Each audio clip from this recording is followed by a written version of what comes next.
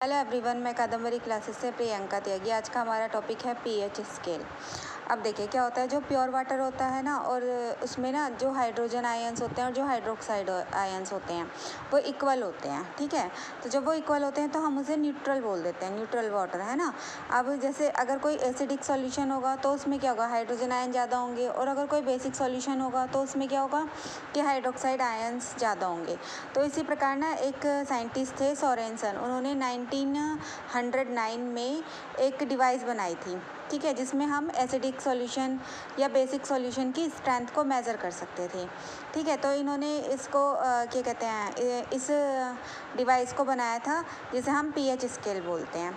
ठीक है, अब जो पीएच स्केल होते हैं ना, उसमें क्या होता है कि उसमें एक वो होती है, नंबर डले होते हैं 0 to 14। ठीक है, अब इसमें क्या हुआ, वो नंबर एसिडिक सॉल्यूशन या बेसिक सॉल्यूशन के स्ट्रेंथ के अकॉर्डिंग डला होता है। ठीक है, अब जो सोरेनसन थे उन्होंने बताया था कि जो पीएच स्केल होता है ना, वो किसी भी सॉल्यूशन के हाइड्रोजन आयन कंसंट्रेशन के इन्वर्सली प्रोपोर्शनल होता है। ठीक है, अब जैसे जैसे अगर हाइड्रोजन आयंस बढ़ते हैं तो हमारा पीएच स्केल की वैल्यू जो है वो कम होती जाती है, और जितनी ही पीएच स्केल की वैल्यू कम होती है 7 से, वो हमारा एसिडिक सॉल्यूशन होता है, और जिसकी पीएच वैल्यू 7 से ज़्यादा होती है तो वो हमारा बेस होता है, और अगर पीएच वैल्यू 7 है तो उसे हम न्यूट्रल बोल देते हैं, न्यूट्रल सब्सटेंसेस बोल देते हैं, न्यूट्रल सॉल्यूशन बोल देते हैं।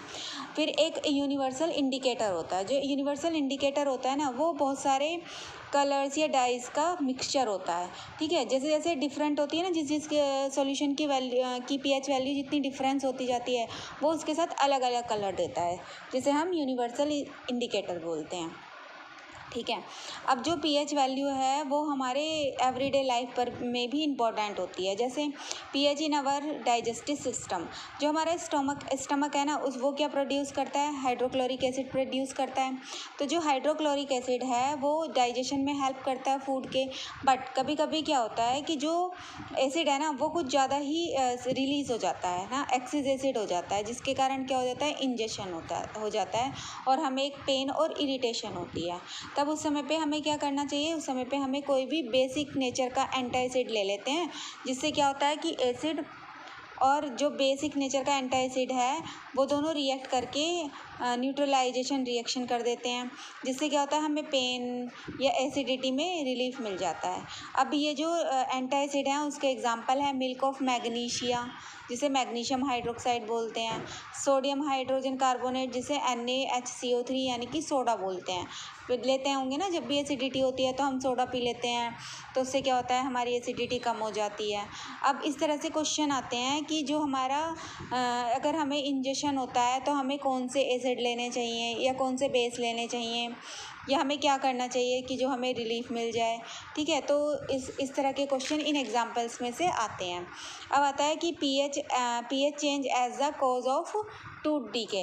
अब टूथ डीके के लिए भी पूछा जाता है कि भाई टूथ डीके कैसे स्टार्ट होता है या उसको कैसे प्रिवेंट करना चाहिए। तो क्या होता है, जो हमारा माउथ है ना, उसमें क्या होते हैं, बैक्टीरिया होते हैं जो शुगर को ब्रेक डाउन करते हैं और एसिड बनाते हैं।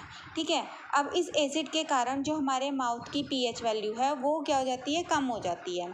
जब वो पीएच वैल्यू 5.5 से कम हो जाती है तो क्या होता है, हमारे टूथ डीके होना शुरू हो जाते हैं। अब इसके लिए हमें क्या करना चाहिए, टूथपेस्ट का हम यूज़ करते हैं जिसमें कि बेस होता है।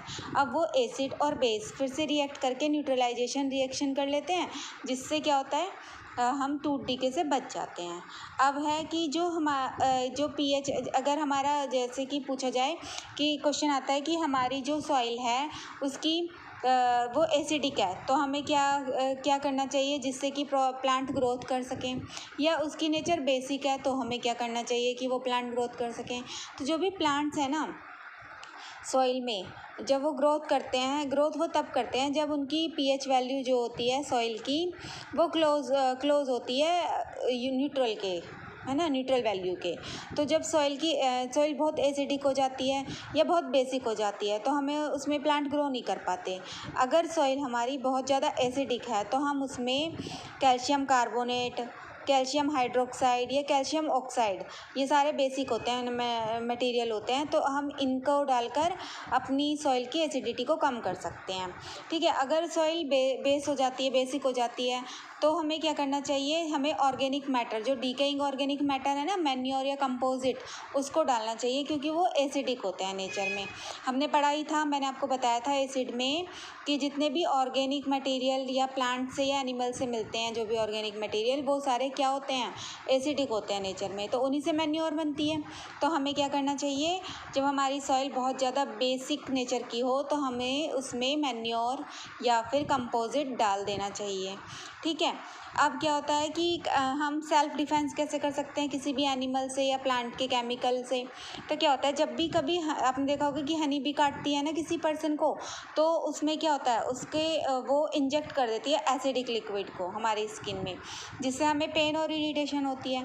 तो हमें कोई भी माइल्ड बेकिंग सोडा या माइल्ड बेस जो भी हो, उसको हमें उस सॉल्यूशन को उस पर रब कर लेना चाहिए, जिससे हमें रिलीफ हो जाता है। अब अगर हमें देखा होगा कि वास्प काटता है, यानी कि ततैया जब काटता है, तो वो हमारी बॉडी के अंदर एल्केलाइन इंजेक्ट कर देता है। अब क्या करते हैं कि तब हमने देखा है ना, सिरका लगा देते हैं, खट्टा चार लगा देते हैं, क्योंकि वो एसिड होते हैं नेचर के, जिससे हमें क्या होता है, न्यूट्रलाइजेशन रिएक्शन हो जाती है और हमें रिलीफ मिल जाता है। अब जब भी कोई आंट आपको काटती है तो उसमें क्या होता है, फॉर्मिक एसिड होता है या मिथेनोइक एसिड, एक ही बात है, ये प्रेजेंट होता है, जिससे हमारी स्किन में क्या होता है, इरिटेशन होती है, पेन होती है, खुजली होती है ना। तब भी हमें कोई भी माइल्ड बेस जो है ना, वो क्या कर देना चाहिए, रब कर देना चाहिए, जिससे क्या होगा, न्यूट्रलाइजेशन रिएक्शन हो जाएगी और हमें रिलीफ मिल जाएगा। मेरे आई होप आपको मेरा ये टॉपिक समझ आ गया होगा। अगर समझ आया है तो मेरे वीडियो को लाइक करें, शेयर करें एंड कमेंट करें। प्लीज़ सपोर्ट करें। Thank you.